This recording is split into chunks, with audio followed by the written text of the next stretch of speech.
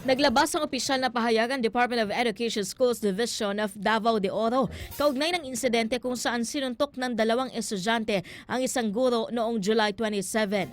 Ayon sa DepEd, hindi nito kinukonsente ang anumang uri ng karahasan o misconduct sa mga paaralan at tiniyak na dadaan sa pantay, objektibo at masusing investigasyon ang insidente. Iniutos na rin ng punong guro ng nasabing paaralan na magsumite ng kumpletong incident report sa loob ng 24 oras habang nagsasagawa rin ng sarili nitong fact-finding ang Division Office.